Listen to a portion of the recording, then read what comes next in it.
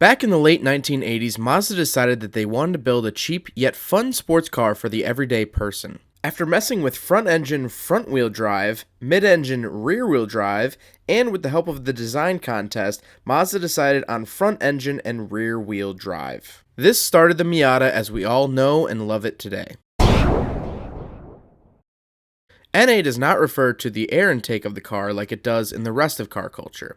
NA is the beginning of the chassis code of the first generation of Miata. If you find the car's VIN number, the beginning will read JM1NA, and then your vehicle's specific VIN number. If you have a second gen Miata, it would say JM1NB, then the rest of your VIN. If you'd like to decode your Miata's VIN more, there's a great PDF from Neo Miata that I'll leave in the description below. The NA went on sale September 1st, 1989 as a 1990 model. The NA was produced up until 1997. Over that 8-year period and 400,000 units being sold, there were minor changes and improvements made, most importantly being the introduction of a passenger airbag in 1994.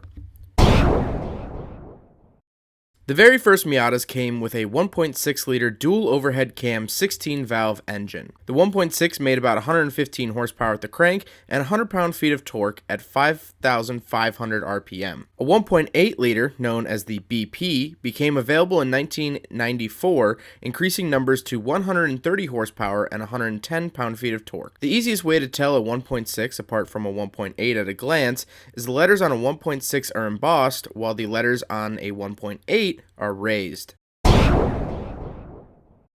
The NA came with a 5-speed manual transmission that went nearly unchanged over the course of the NA's production run. It is praised for its stock notchy feel. An automatic version was offered as well, which was a 4-speed. The average NA weighs about 2,100 pounds. Most Miatas had open differentials, while some came with LSDs, depending on the trim level. The wheels are 4x100 bolt pattern. A hardtop was optional from the dealer, but not every Miata had one. Oh, and fun fact, the Aston Martin DB7 has the same interior door handle as the NA Miata. Thanks, Ford.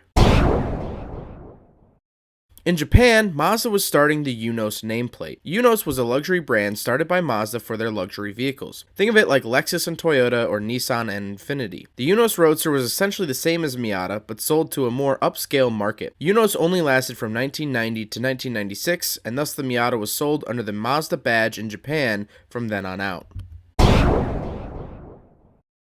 There were a couple special edition Miatas. The M edition was offered from 1994 to 1997 and was essentially an appearance package consisting of unique colors, power windows, door locks, LSDs, rims, and M edition badging. Another special edition Miata to look out for is the Sunburst Yellow, which was a $250 option for a bright yellow color.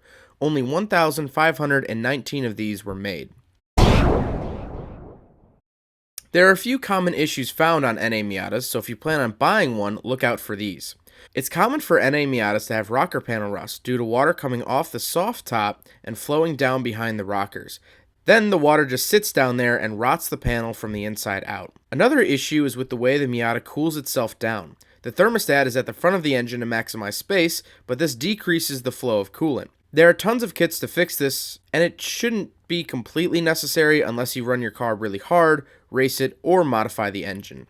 If you want to improve the longevity of your Miata, a coolant reroute kit might be something you might want to look into. Miatas have become a cornerstone in the world of roadsters. If you seek fun, reliability, and a convertible top in your next car purchase, then look no further than the first generation Mazda Miata. They're the best bang for your buck.